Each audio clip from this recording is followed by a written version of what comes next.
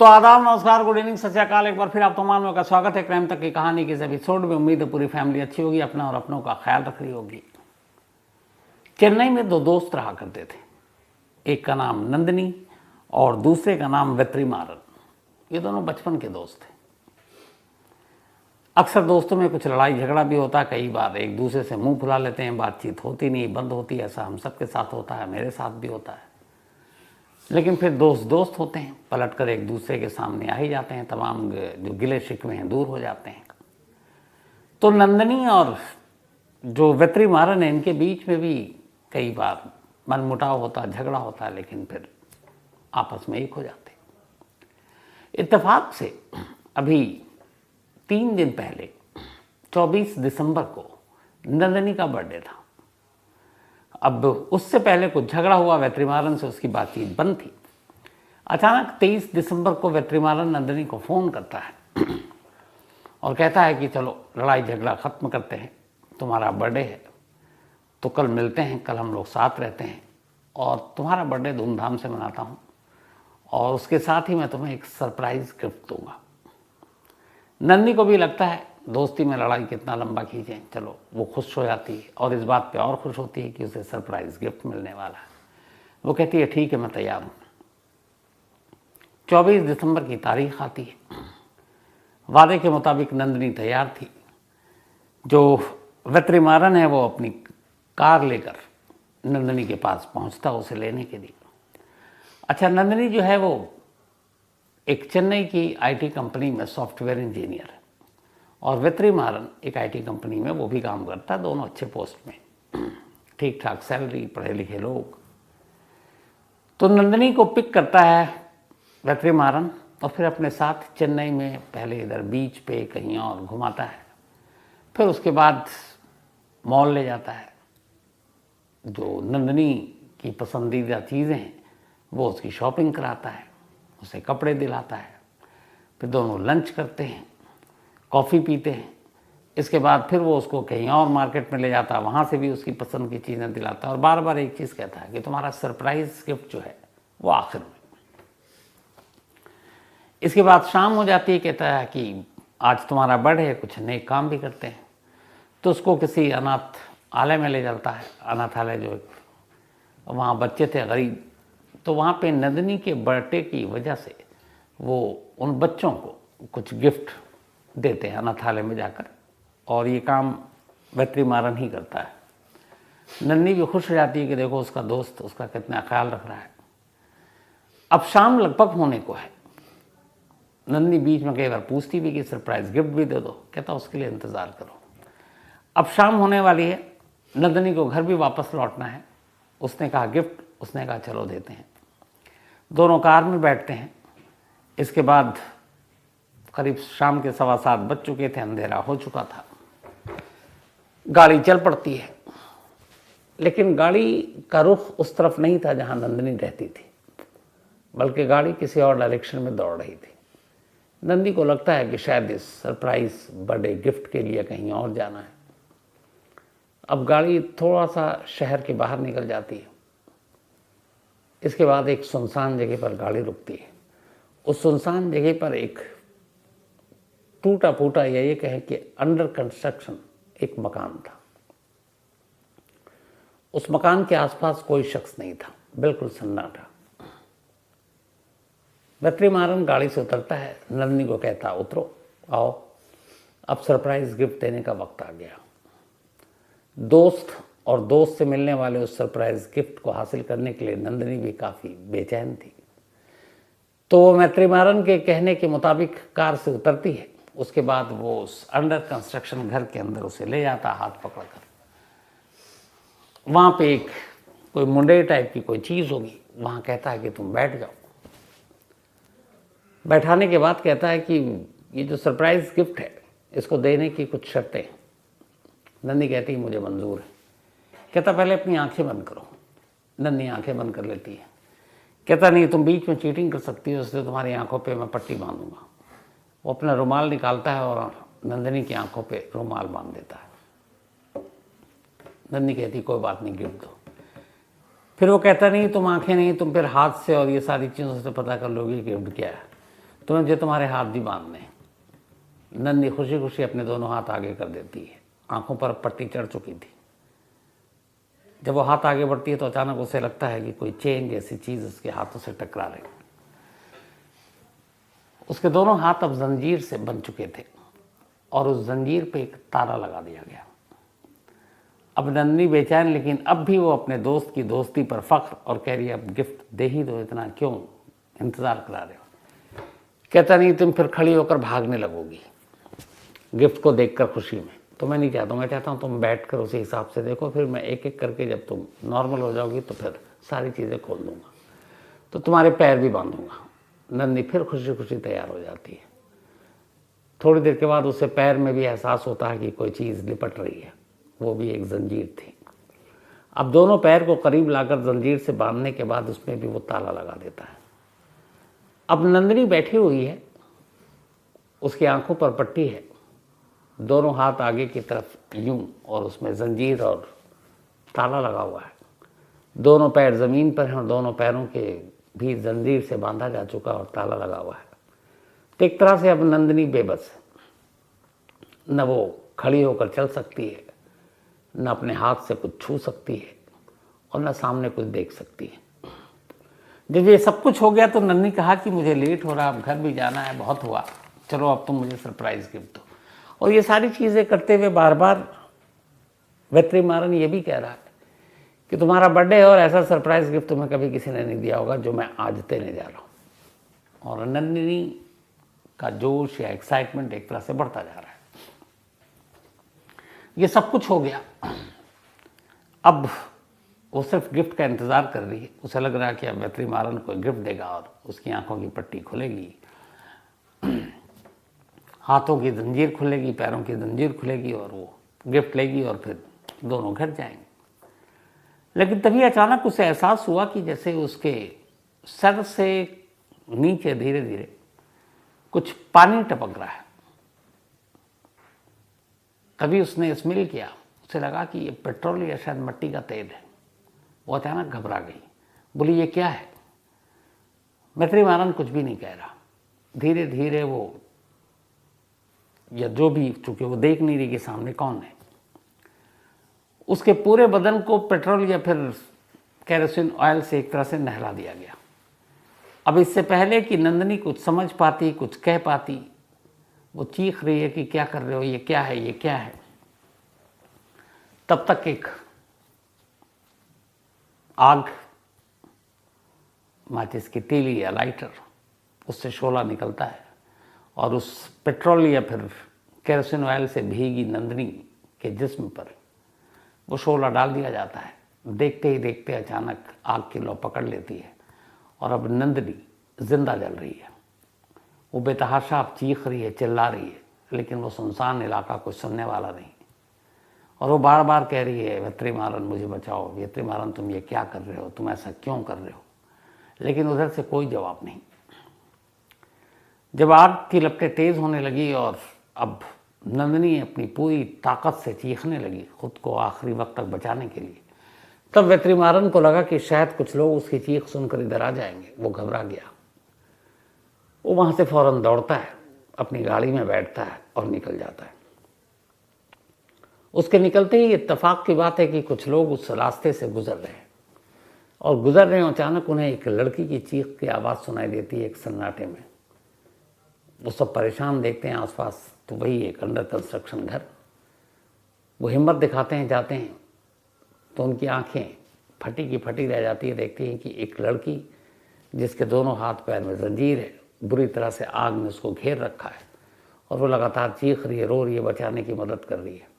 किसी तरह वो लोग हिम्मत दिखाते हैं, कुछ कपड़े बाकी चीज़ें डालते हैं और आग पर काबू पा लेते हैं। लेकिन अब तक नंदी बहुत जल चुकी थी। इसी बीच में उनमें से एक लोकल पुलिस को फ़ोन करता है। फ़ौरन पुलिस की टीम मौके पर आ जाती है। नंदी को फिर पुलिस अपने साथ अस्पताल ले जाती है। अस्पताल में उसका इलाज शुरू होता है।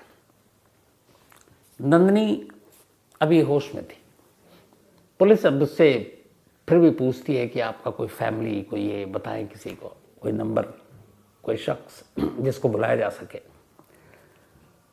नंदिनी सिर्फ एक नाम लेती है, और एक नंबर बोलती है, कहती है मेरा दोस्त है वेत्रीमारन, इस नंबर पे कांटेक्ट कर लीजिए, सबको पता चल जाएगा।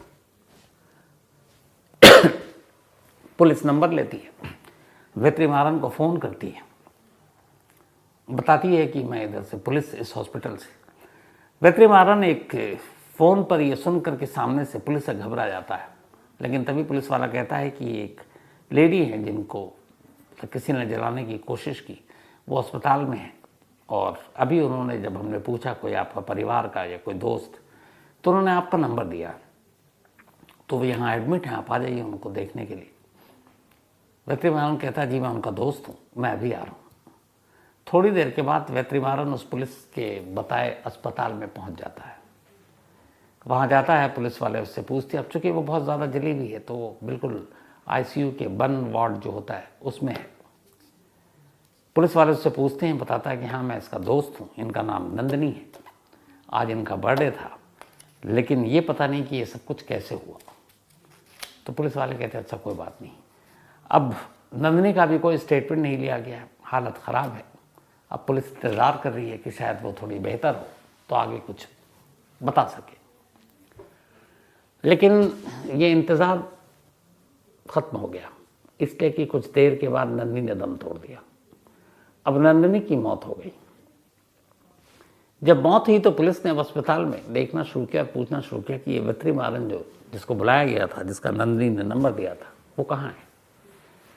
तो चारों तरफ देखा गया, तो फिर स्टाफ से पूछा गया तो पता चला कि साहब जब अब वो आया था, जब आप लोग थे, तो वो 2-4 मिनट तो रुका, उसके बाद से उसका कोई अता पता नहीं है। अब पुलिस परेशान, पुलिस ने वेत्रीमारन के मोबाइल पे दोबारा कॉल किया जिससे बुलाया था, वो स्विच ऑफ।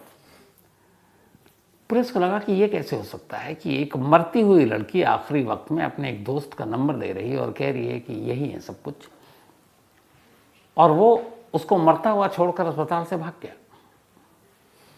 खैर पुलिस को लगा कि हो सकता है बहुत करीबी दोस्त ना हो, कुछ और काम हो, आजकल दुनियादारी में बाकी रिश्ते नाते तो पीछे रह जाते हैं। तो पुलिस ने फिर भी उनके परिवार को नंदिनी के इन्फॉर्म किया, परिवार वाले आए, उसके बाद बॉडी ले गए, अंतिम संस्कार हो गया। लेकिन जिस तरीके से ये सारी चीज़ें हुई, चश्मदीद था, दोनों पैर हाथ में जंजीरें बंधी थी, आंखों पर पट्टी थी, तो उससे साफ था कि नंदिनी को जिंदा जलाया गया, यानी कि एक मर्डर का केस है। पुलिस ने मर्डर का केस दर्ज किया, तफ्तीश शुरू की। अब तफ्तीश शुरू करने के बाद पुलिस की नज़र में पहली जो चीज़ थी वो वही वेत्रीमारन था, क्योंकि नंदिनी ने आखिरी वक्त में उसका नाम दिया था। अब उसका मोबाइल स्विच ऑफ, लेकिन फ़ोन नंबर था। पुलिस ने कॉल डिटेल निकाले, लोकेशन निकाला, और काफ़ी फिर इस दौरान में पुलिस की एक दूसरी टीम नंदिनी के तमाम दोस्तों और रिश्तेदारों से पूछताछ कर रही है। तो उन सब से पूछताछ करने के दौरान पुलिस को एक कहानी पता चलती है। इधर वेत्रीमारन का मोबाइल स्विच ऑफ, लेकिन लोकेशन है, एक पुलिस की टीम उसको ढूंढ रही है। थोड़ी मेहनत के बाद वेत्रीमारन हाथ आ जाता है। इधर नंदिनी के दोस्त और बाकी लोग कहानी बता चुके थे। अब उधर वेत्रीमारन और इधर कहानी, इन दोनों को जब पुलिस मिलाती है तो फिर एक पूरी नई कहानी तैयार होती है। कहानी नंदिनी की मौत की, कहानी नंदिनी के मौत के पीछे की वजह की। और इस कहानी की शुरुआत हुई थी मदुरई से, चेन्नई से दूर बहुत।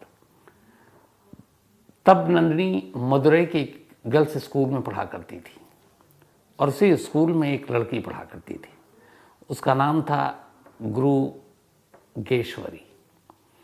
गुरुगेश्वरी और नंदिनी एक ही क्लास में थे, दोनों में अच्छी दोस्ती हो गई। स्कूल की ये दोस्ती, फिर दोनों ने जब 12th किया तो दोस्ती इतनी गहरी थी, उन्होंने कहा कि हम कॉलेज भी साथ जाएंगे। अब दोनों ने एक ही कॉलेज चुना, कॉलेज में भी दोनों एक साथ रहे। इनकी दोस्ती लंबी चली, दोनों एक दूसरे को बहुत मानते थे। पर धीरे धीरे जब वक्त बीता तो नंदिनी को पता चला कि गुरुगेश्वरी में कुछ इश्यूज हैं, और वो सबसे खुलकर बात नहीं करती, लेकिन नंदिनी उसकी बहुत क्लोज दोस्त थी। तो उसने उससे पूछा क्या है तुम्हारी, मतलब तुम झिझकती भी हो, बहुत सारी चीज़ें खुल के रहती हो, लेकिन लगता नहीं कि खुल के हो। तब गुरुगेश्वरी नंदिनी को बताती है कि असल में मैं एक ट्रांसजेंडर हूँ। ट्रांसजेंडर जिसको आजकल हम लोग संवैधानिक भाषा में किन्नर भी बोलते हैं, मतलब कोई ऐसा, किन्नर दो तरह के होते हैं, एक मेल भी एक फीमेल भी, महिला भी और पुरुष भी। तो एक ऐसी लड़की जो पैदा तो लड़की हुई है, लेकिन उसके अंदर के जो सारे हार्मोन्स कहें, हाव भाव कहें, भावनाएं कहें, जज्बात कहें, वो लड़कों वाले हैं। जैसे कई ऐसे लड़के पैदा होते हैं जिनके हाव भाव, उनकी ख्वाहिशें, उनकी भावनाएं, उनके हार्मोन्स, वो सारे लड़की वाले होते हैं। तो गुरुगेश्वरी ने कहा कि वो है तो लड़की, लेकिन वो एक ट्रांसजेंडर है, मतलब उसके अंदर लड़कों वाली सारी चीज़ें। तो नन्ही ने कहा कि इसमें छुपाने की क्या बात है, इसमें कोई शर्म की बात नहीं, हम लोग तुम्हारे साथ हैं। गुरुगेश्वरी बहुत खुश हो गई। फिर उसने कहा हमारे ग्रुप में बहुत सारे दोस्त हैं, उनको तुमको खुलकर बात करनी चाहिए। गुरुगेश्वरी ने अपने ग्रुप के सारे दोस्तों से बात की, लेकिन जब उन दोस्तों को पता चला तो धीरे धीरे उन दोस्तों ने उससे दूरियां बनानी शुरू कर दी। इकलौती नंदिनी थी जो गुरुगेश्वरी की इस सच्चाई को जानने के बावजूद उसके करीब रही और उसकी दोस्ती पर कोई फर्क नहीं आया।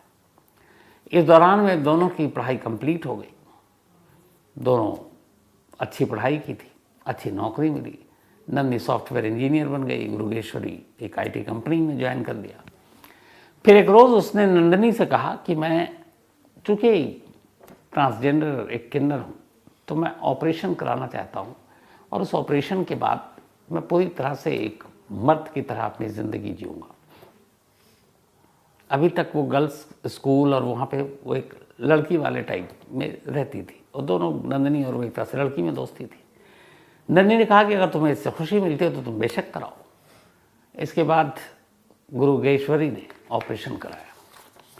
ऑपरेशन के बाद अब वो गुरुगेश्वरी से बेत्री मारन बन गई। बचपन की दोस्त गुरुगेश्वरी बड़े होने के बाद लड़के के रूप में अब उसने अपना नाम बदलकर बेत्री मारन रख लिया। नन्ही को इससे कोई आपत्ति नहीं थी। उसके बाद भी दोनों की दोस्ती चलती रही, लेकिन बीच बीच में लड़ाई झगड़ा भी होता। इसी दौरान में 2023 आ गया। अब दोनों सेटल हैं, नौकरी कर रहे हैं। बेत्री मारन कहीं ना कहीं नंदिनी को लेकर एक तरह से उसके दिल में बहुत कुछ था। उसे लगता था कि वो नंदिनी से प्यार करता है।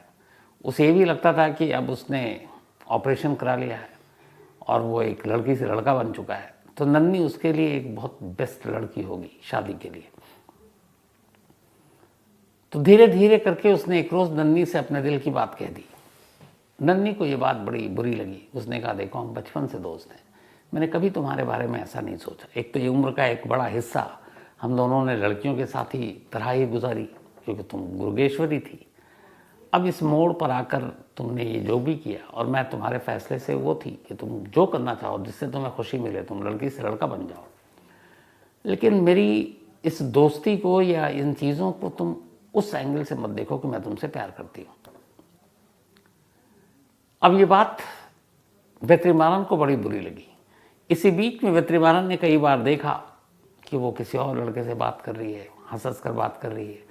उसके मोबाइल में और भी कई नंबर हैं, व्हाट्सअप चैट कर रही है एक दोस्त की तरह।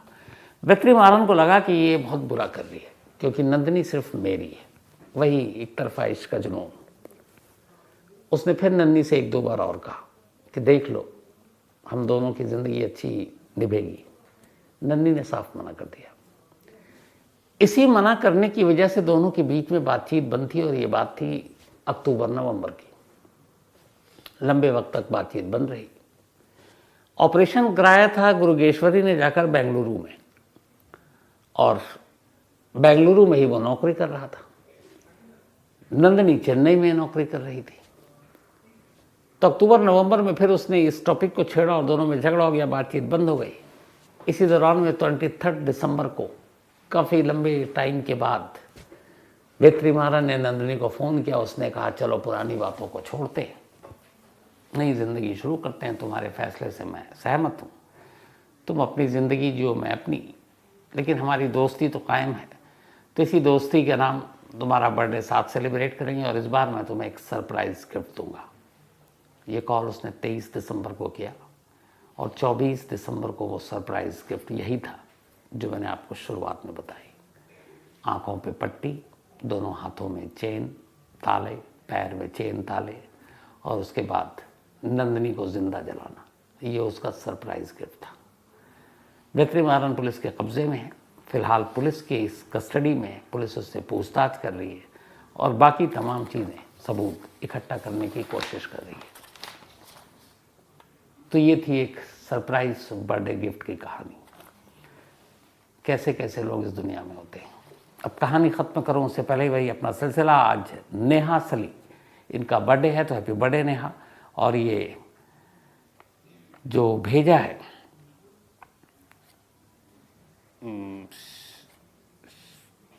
जो नाम भेजा है शायद कुछ कन्फ्यूज़न हो गया, पन्ने फट गए हैं, तो नेहा सली हैप्पी बर्थडे। और इनके जो फादर हैं, बल्कि शैला सली, उन्होंने भेजा है, सॉरी इतना टाइम ले लिया। दक्ष सुहानिया, इनका भी आज जन्मदिन है, तो हैप्पी बर्थडे दक्ष। और ये भेजा है आर्थ ने। साथ ही किरण लखोटिया का भी आज बर्थडे है, तो हैप्पी बर्थडे किरण। और ये सुनील कुमार ने भेजा है, अबोहर से है ये। इश्मीत सिंह का भी आज जन्मदिन है, तो हैप्पी बर्थडे इश्मीत। और ये भेजा है इनकी मम्मी शीतल कौर जी ने, बेल्जियम से। और शीतल कौर जी की एक और शायद भांजी या भतीजी मेहर सिंह, इनका भी बर्थडे है। तो इश्मित और मेहर, आप दोनों को बहुत बहुत हैप्पी बर्थडे, जन्मदिन की हार्दिक शुभकामनाएं, मुबारकबाद। अंशु कुमारी तेतरी, इनका भी आज बर्थडे है, तो हैप्पी बर्थडे अंशु। और ये भेजा है शिशु कुमार ने। साथ ही खुशी चौहान का भी आज जन्मदिन है, तो हैप्पी बर्थडे खुशी। और महक चौहान ने भेजा है, क्या खूबसूरत नाम है, देखिए खुशी का बर्थडे है और विश किया है उनको महक ने, एक तरफ खुशी एक तरफ महक, बहुत ही खूबसूरत नाम दोनों के। टीटू सिंह का भी आज जन्मदिन है, तो हैप्पी बर्थडे टीटू। और ये भेजा है रूपक कुमार सिंह ने। साथ ही धान सिंह आर राजपूत, इनका भी आज जन्मदिन है, तो हैप्पी बर्थडे धन सिंह जी आपको। स्वरूप राम जी खादर, इनका भी आज जन्मदिन है, तो हैप्पी बर्थडे स्वरूप राम जी, बल्कि खादर। और ये भेजा है टेगा राम चौधरी ने। साथ ही मोनिका, इनका भी बर्थडे है, बल्कि 23 को था। और ये मोहित हुडा साहब ने भेजा, ये नाराज़ भी हो गए, मैंने बताया था 23 को हम लोग थे नहीं, पिकनिक मनाने चले गए थे। तो बिलेटेड हैप्पी बर्थडे मोनिका जी। साथ ही संगीता राठौर, इनका भी जन्मदिन है, हैप्पी बर्थडे संगीता जी। और ये भेजा ताराचंद जी ने, ताराचंदा ने।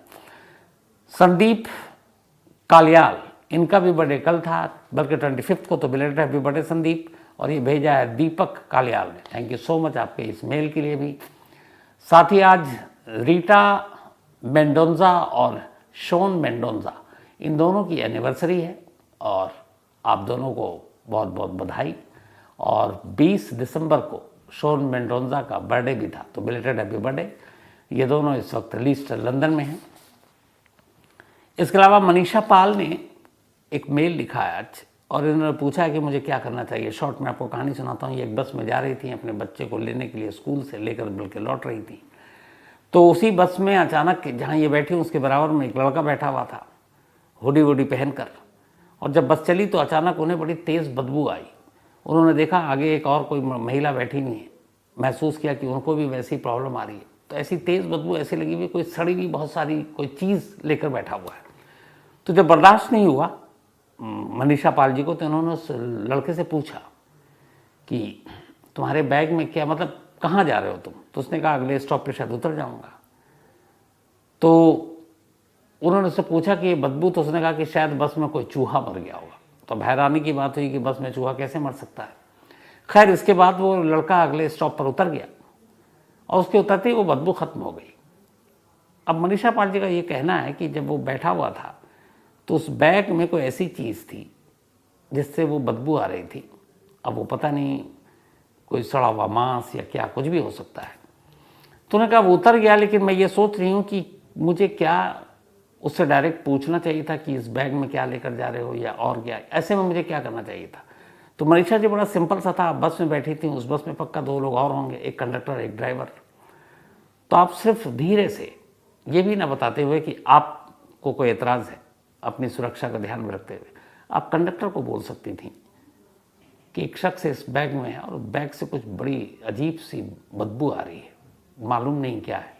या तो आप तलाशी लीजिए या फिर आगे कहीं भी पुलिस रास्ते में देखे तो बस को रुकवा कर तलाशी ले लीजिए।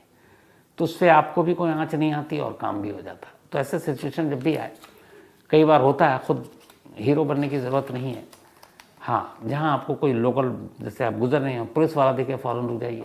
बस है तब तो फिर कंडक्टर भी है और बस ड्राइवर भी है, उससे भी आप बोल सकते हैं।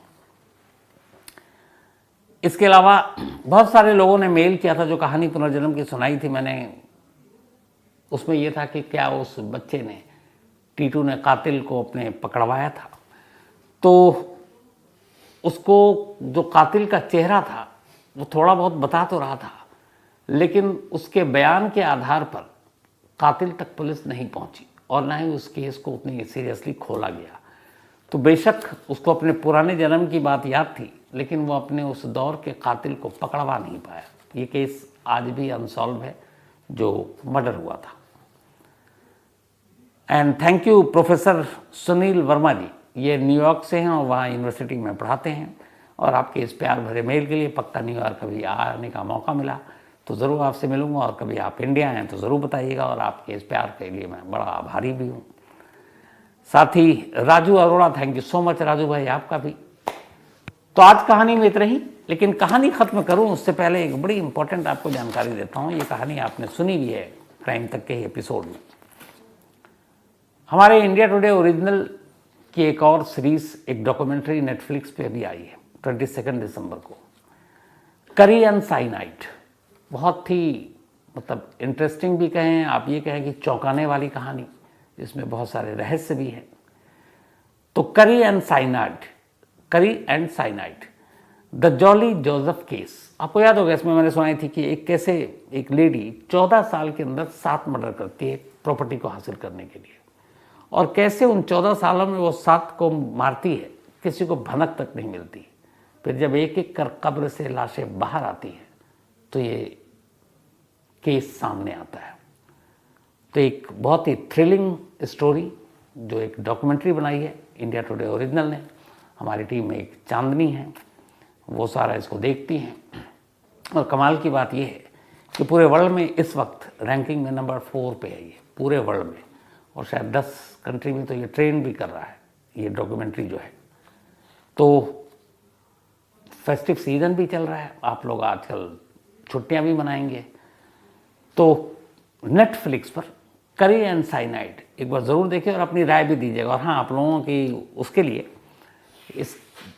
इसके आखिर में इसी नेटफ्लिक्स की इस सीरीज़ का, इस डॉक्यूमेंट्री का, करी एंड साइनाइड की लिंक भी आपको मैं लगा के दे रहा हूँ, तो उस पर जाइए, देखिए और फिर अपनी राय भी दीजिए, ताकि आपकी राय मैं बाकी लोगों तक पहुँचा सकूँ। तो इसी के साथ आज कहानी में इतना ही। अब आपसे मुलाकात होगी कल रात 9 बजे किसी नई कहानी के साथ। तब तक अपना और अपनों का ख्याल रखिएगा। Thank you very much.